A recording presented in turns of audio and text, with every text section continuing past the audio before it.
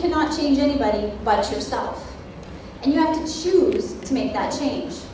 And life is all about choice, isn't it?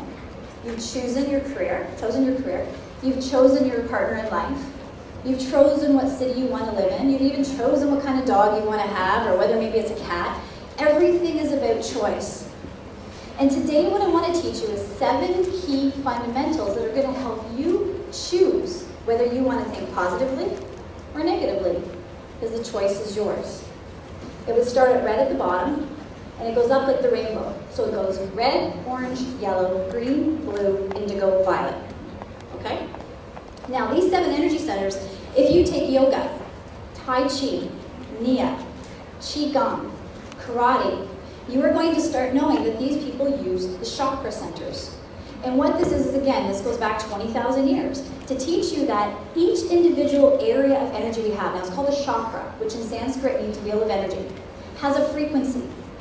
Now, if you're not with me on this is so easy to say. Do you know when you've been, say, at a party, and you think, oh, I gotta talk to that person right over there. There's something drawing you to them. You're sensing their energy. Or maybe you're in the mall and you think, okay, that person is just making me a little freaky. Right? Then what you're doing is sensing their energy. Now energy, which AKA is called an aura around you, actually comes from your thoughts and your feelings. You know when you're pumped and you're excited. You know when Warner started jumping up and down, everyone can feel that excitement and that energy, and it makes you feel it. You were with him as he climbed that top, and the summit, you could feel it. Your feeling is positive energy. When you go to work, say, and maybe someone had a really crappy night, they're really depressed, they're right down, your body language shows it, you're feeling, oh, I don't want to get there today, I just can't handle the stress. You're sensing their energy and their thoughts and their feelings. Now, each one of those is going to be linked to one of these chakras. So my very first fundamental actually has to do with the very root chakra point, which circulates and has a frequency, as the same frequency as the color red. And the word that represents this is passion. Now, I love this quote, that passive people never live passionate lives. Makes sense, doesn't it? How can you live a passionate life if you're passive? That just doesn't make sense. Now, here's the thing with passion. We talk about it a lot, don't we? We talk about passion, whether it be with sex. We talk about passion in our career. We talk about meeting a passionate partner.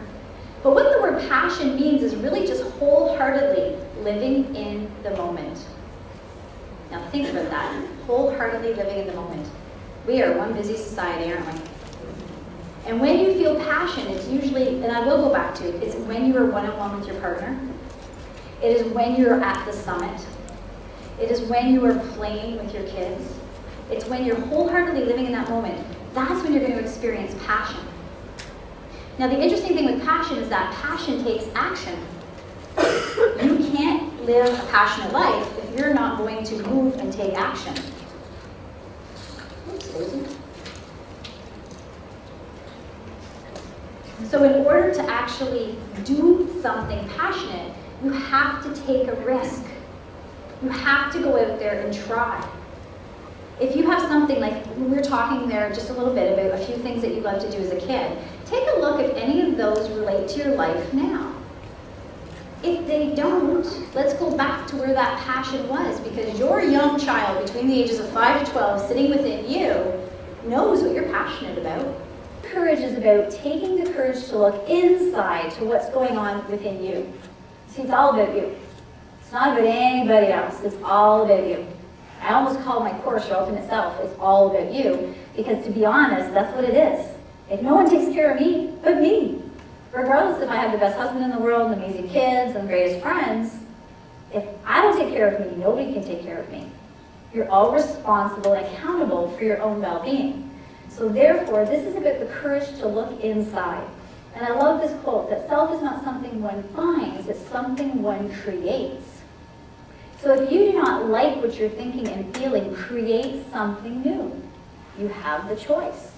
The guilt. Now here's the thing with the word guilt. What it really means is that you, taking responsibility for yourself, are incapable of setting boundaries. Or you wouldn't have guilt. Setting boundary means you have the ability to say no and to know the level of your gas tank. Now I focus a lot on this one because I see about 85% of the women that come and see me between the ages of 35 to 50 suffer with no self-worth, no self-love, and an inability to say no. That's a huge amount of women that I see in my practice. And I've been doing this now, like I said, for over 13 years, and I know that I have touched more than 1,000 people, and that's a lot of women suffering with issues in this chakra point. And we wonder why we have breast cancer, and heart palpitations, and heart and stroke. Okay? In today's world, we are very, very busy. We have fax machines, cell phones, computers, Blackberries. We are busy 24/7. We are busy at work, we are busy at home, the phone rings, you're jumping out of the bath to get it, you're running to take kids to soccer, to piano, to baseball. Life is busy. And here's the thing with inner peace. Inner peace really means get quiet and listen within. When everybody is searching for inner peace, you don't have to meditate like, for 3 hours, but you do have to find a little bit of time to get quiet and search within. Fundamentals together. Physical, mental, emotional, spiritual. We have something beautiful. We have balance. I actually have it outside the wall of my office. I'm going to read it because it's pretty profound. Can you see it? By changing your thinking, you can change your beliefs. And when you change your beliefs, you change those expectations. And when you change your expectations, you change your attitude. Change your attitude and you will change your behavior. When you change your behavior, you change your performance, and then when you change that performance, you change your life. All from this thought of changing your thinking.